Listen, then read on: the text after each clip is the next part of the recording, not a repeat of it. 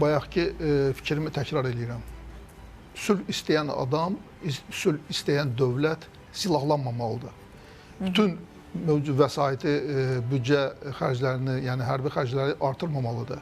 Səngərlər qazmamalıdır, danışıqlar aparmalıdır və mövcud vəziyyətdə beynəlxalq hüquqa əsaslanaraq işğal etdiyin dövlətin ərazisini tanımalısan.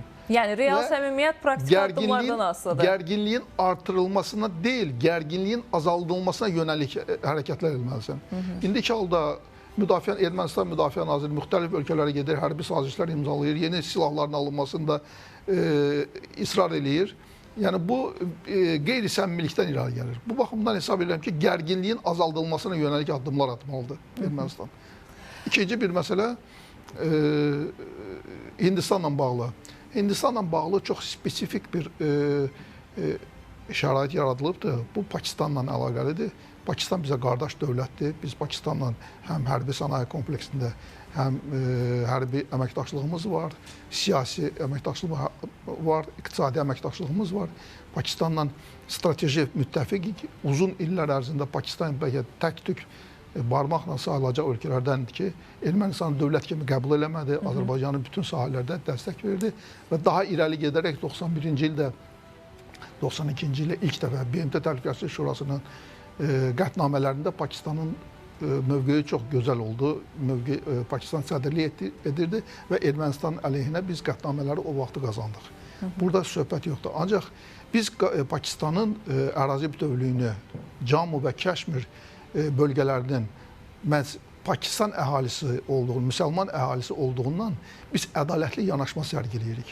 Və biz bu məsələlərdə Pakistana siyasi dəstək veririk. Yəni deyirsiniz ki, buna qarşılıq olaraq da Hindistan da bunun əleyhinə olaraq Ermənistanla hərbi əməkdaşlıq aparır, Ermənistana silahlar verir, Ermənistanın silahlandırılmasında çox ciddi iştirak edir. Eyni zamanda müxtəlif beynəlxalq platformalarda, o cümlədən BMT Baş Assambleyasında, BMT Təhlükəsizlik Şurasında Hindistan Azərbaycana qarşı qəbul olunan qərarlarda çox aktiv rol oynayıb.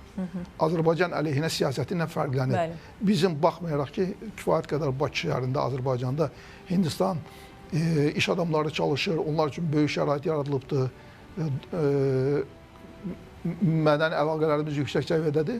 Ancaq Hindistan məhz Pakistan münasibətinə görə, Pakistanla əlaqələrə görə bizdən düşmənçilik siyasəti aparır. Vəziyyəti gərginləşdirməyə cəhd edir. Ona görə bir istənilən halda təbii ki, Pakistana dəstəyi verməliyik.